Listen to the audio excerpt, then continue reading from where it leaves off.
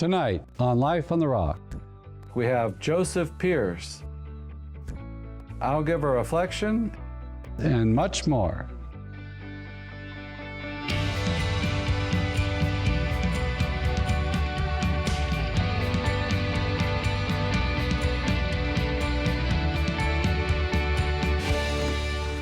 Tonight on Life on the Rock, we have Joseph Pearce, who's written a new book called Classic Literature Made Simple. And this is an episode you're not going to want to miss. Because if you're new to literature, Western literature, Joseph Pearce provides a great introduction to some of the greatest works of classic literature. Now there's so many, and so he's narrowed it down to 50, but again, it's an episode you're not going to want to miss. And we're now going to a reflection with Father Mark. I'm in Indianapolis at the National Eucharistic Congress, and Indianapolis is famous for their Indianapolis 500 race, and this is one of the cars they use, very specialized car. It's got like a Kevlar body, it runs on ethanol, it's got like 600, 700 horsepower. Everything in this car is to go fast and to be lightweight, not to be encumbered, not to be burdened by anything, but it's all about driving. And that interface between man and machine. 12,000 RPM, they're redlining at. Do you ever feel like that in life? That everything in your life sometimes is just about productivity, about doing the next thing, about achieving and just pushing yourself. It's like a race car. Well, the scriptures tell us, Jesus says, "Come to me, all who labor and are heavy laden, and I will give you rest. Take my yoke upon you and learn from me, for I am gentle and lowly in heart, and you will find rest for your souls." Let's find rest in Jesus and not drive ourselves like the world.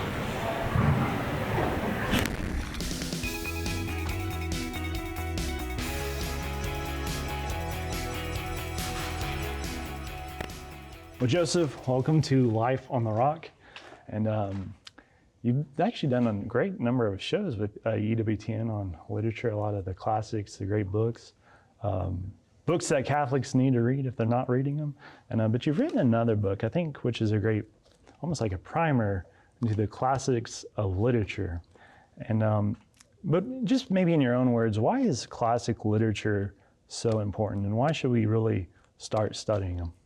Yeah, well, basically, you know, the good, the true, and the beautiful is an expression of the Trinity. So we come to God through goodness, which is virtue, sanctity, through truth, through reason, so faith and reason. But we often forget we come to God also through beauty. So obviously the beauty of his own creation. You know, we see a sunset or a sunrise and our hearts are lifted towards him in praise. But also the great works of sub-creation. We're made in the image of God. And part of the image of God in us is the imagination, right? That God makes things. He's a creator. And we are the only other creatures in the physical cosmos who are creators. So it's a mark of God's image in us. So we are meant to be creative, and we can be created by writing great literature, and also by reading great literature and using our imaginations to engage with those great writers. So this is a part of our spiritual life, part of our intellectual life, part of our progress in prayer and praise towards Christ. Yeah, and I think too, literature itself, it explores so many themes, from art, history, philosophy, a lot of theology, from many times a religious Catholic perspective to those who are not Catholic or religious. And what is really the fruitfulness from really diving into literature? Yeah, so Tolkien said of fairy stories, he says, fairy stories hold up a mirror to man, they show us ourselves. But it's not just true of fairy stories, it's true of all stories. So let's take the greatest storyteller ever, if you like, which is Jesus Christ, or who is Jesus Christ. And apart from his own life being the greatest story ever lived and told, his life story, you know, within that life story, he tells us stories. So the parable of the prodigal son, for instance. Now this is a fictional narrative, right, about an imaginary son who leaves his father and his envious brother, etc. We all know the story, and that story is so powerful that that when we hear that story, we don't think that the prodigal son is like us. We think we are like the prodigal son. In other words, this fictional character, in some sense, is more real than we are, because he's the archetype of which we are types. So we can see the power of fictional narrative to show us ourselves. And it's a magic mirror, because it doesn't just show us our physical selves, like we look in a mirror, we see our physical self. It shows us who we are in the deepest sense, and who we should be, and who we shouldn't be, right? So this is a mirror which really allows us to understand ourselves and our neighbors and our God and our relationship with God and neighbor. There's nothing more important as the two great commandments, love the Lord thy God and love thy neighbor, than getting to know how to love our Lord and our neighbor better is obviously a path to heaven. So reading great literature is a way of holding up that magic mirror and allowing us to grow in goodness, truth, and beauty. Yeah, interesting. And one of the things I always find interesting, I guess, in the context of Western civilization and literature, but there's always an emphasis placed on really the Greeks and their writings.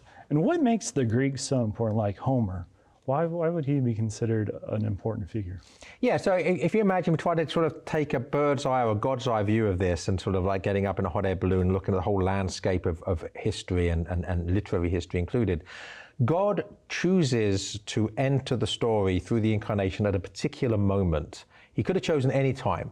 So it's very important for us to say, well, he chose that moment. Now, why did he choose that moment? And it's because the Jews have been ripened to expect the coming of the Messiah. So theologically, Jerusalem is ready for the coming of Christ.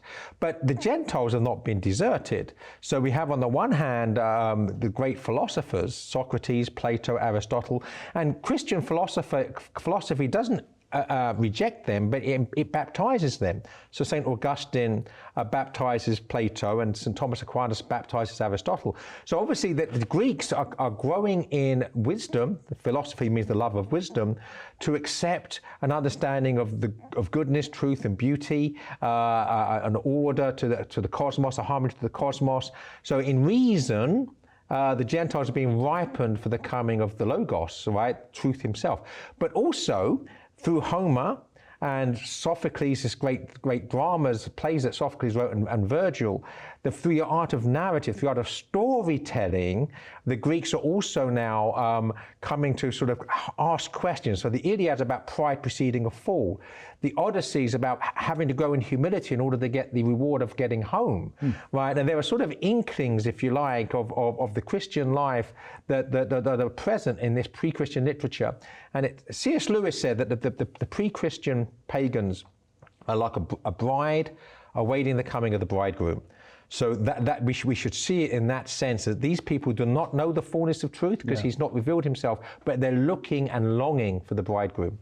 That's interesting, because I remember whenever I was studying a little bit of philosophy, going into Plato and on his work, The Republic, and just that concept of justice, and all the dialogues he had. And it was always kind of pointed out to me that, this isn't the Catholic Church just making this up. These are people who are really thinking and hammering out some of these points, and it really opened in my mind, what the human mind is actually capable of achieving. And you look, this was written 400 years before the coming of Christ, of where man's intellect was at. And it's pretty profound. Yeah, because obviously we're made in the image of God, and that doesn't just start with the coming of Christ, it starts with Adam and Eve, right? So we're made in God's image. So and as St. Augustine reminds us, our hearts are restless until we rest in thee, but rest in God. So of course, Plato and Aristotle and Homer and Virgil and Sophocles, these great Greeks and Romans, are looking for God. They're on the quest for heaven. Of course, philosophy can only take us so far. Storytelling can only take us so far. Ultimately, we need God to reveal himself if we want to understand him more deeply. And of course, he does that through the gospel, through the life, death, and resurrection of Christ. But prior to that, we're looking for him, and the church does not reject that. On the contrary, it takes the heritage, not just of Jerusalem, it's the fulfillment of the Old Testament, but it's also the fulfillment of the quest of the Greeks for who is the unknown God, and what is goodness, truth, beauty, what is virtue. And they're asking the right questions, coming to some of the right answers, and Christ is the fulfillment of that answer. Interesting. Well, we have to go to a break, but whenever we come back, let's get more into the classics.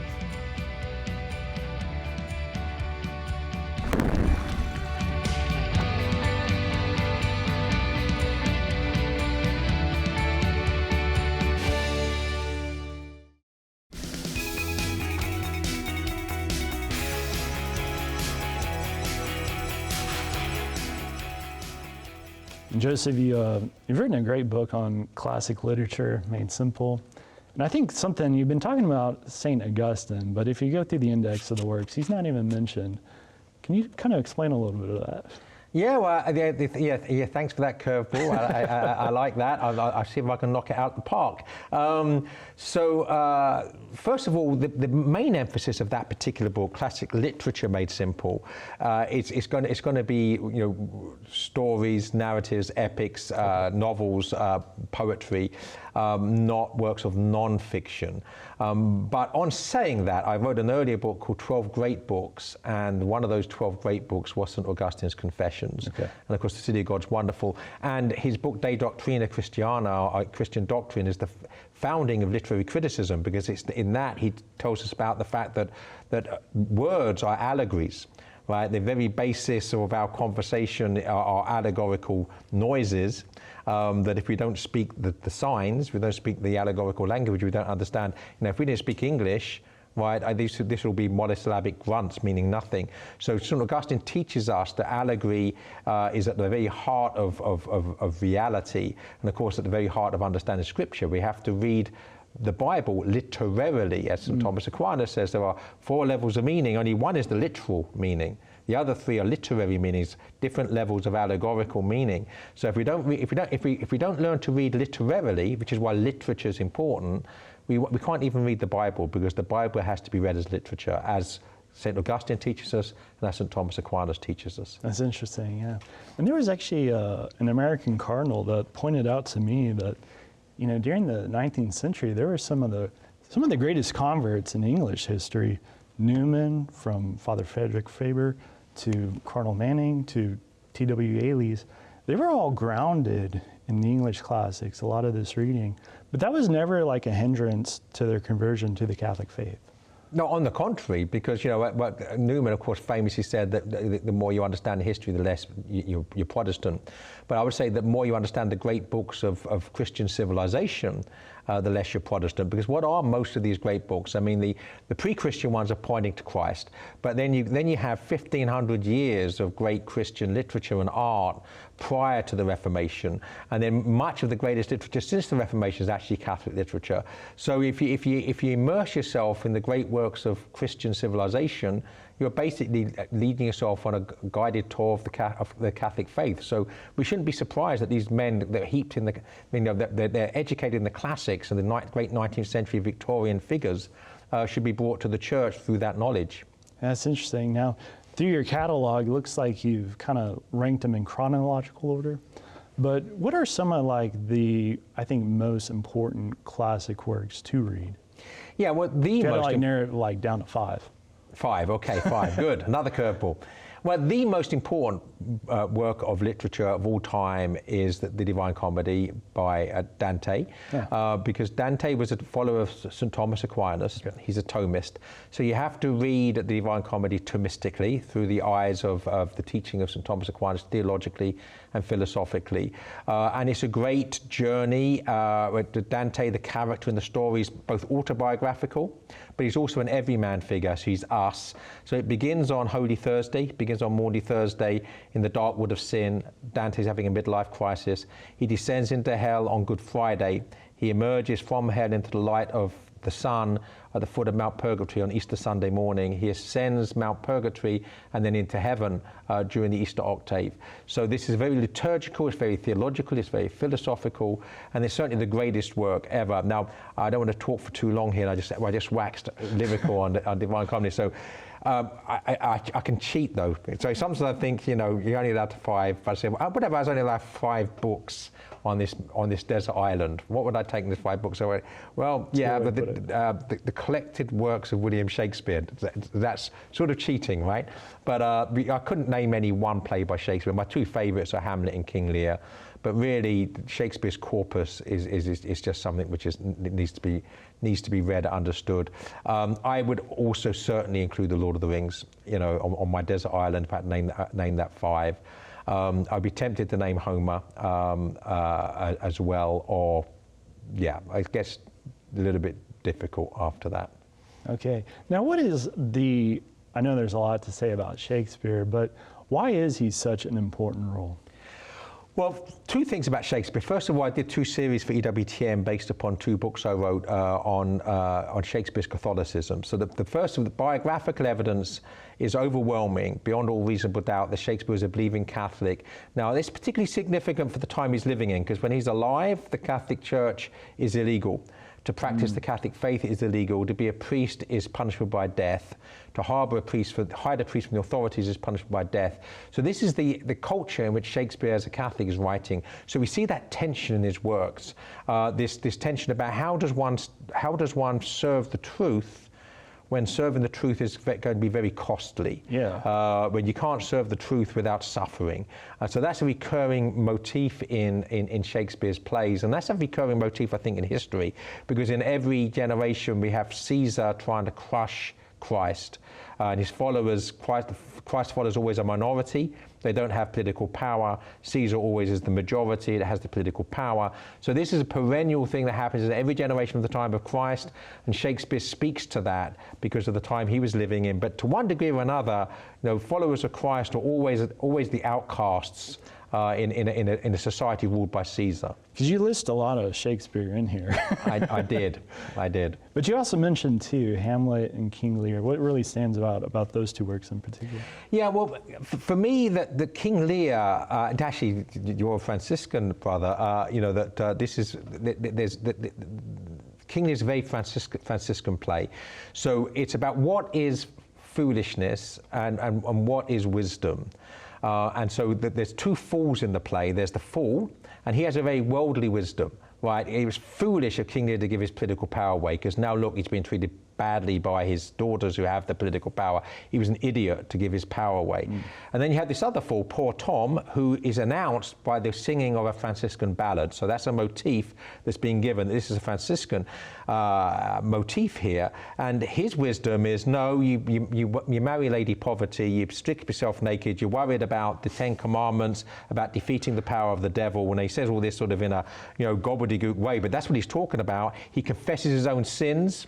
This is the other sort of wisdom, and of course he's basically naked, and then King Lear in his moment of conversion or madness, strips himself naked on the heath, which is of course emulating the famous scene from St. Francis' life, where St. Francis, his father says to him, the very clothes on your back, you owe me for. So he removes his clothes and walks off naked, or perhaps just wearing his underwear, but whatever details, into the woods, right? And he marries Lady Poverty. When in the eyes of the world, that's madness. But in the eyes of the church, that's holiness. And what Shakespeare's saying in that play is that sanity and sanctity are ultimately the same thing. But the church sees that, Christ sees that, but the world sees it as madness. Wow, interesting. Well, Joseph, we've run out of time, but thank you for being on Life on the Rock. My pleasure, brother. Thank you.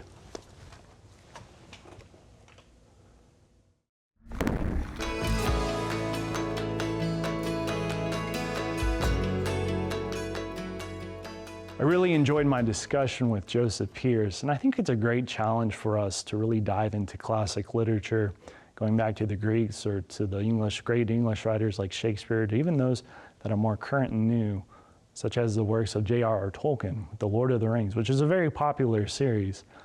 But it's very meaningful for us to actually explore these great works of literature, because they really root us in art and history of human experience, of philosophy, of morality, and religion. And these are things that we really should grow in and pay attention to. And there's so much information that we can learn from. And Joseph Pearce does a great job of really kind of packaging it up in bite size for us to really contemplate and study. It may take even a greater interest and look of some of these great works that aren't always easy to read, but again, he's provided us a great primer for us to dive into these works. So God bless.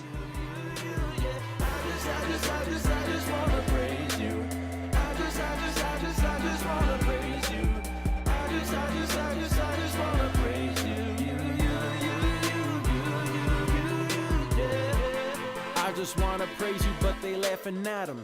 Formed us from the very dust of earth and called him Adam. There's only one God, yeah, don't you forget it.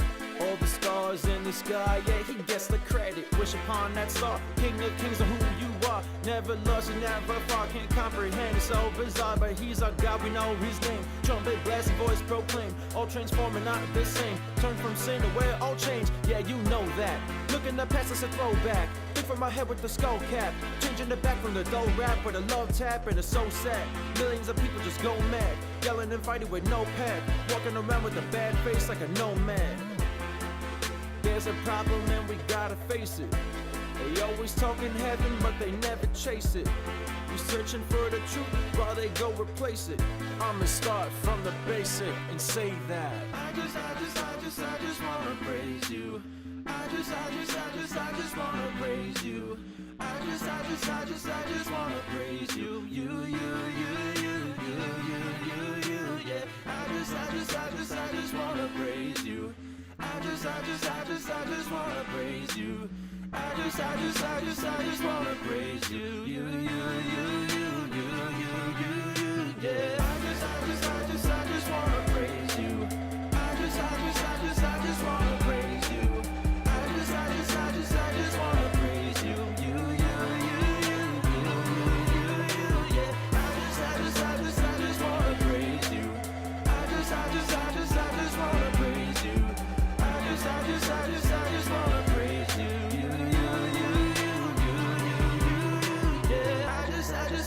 I just wanna praise you. I just wanna praise you. I just wanna praise you.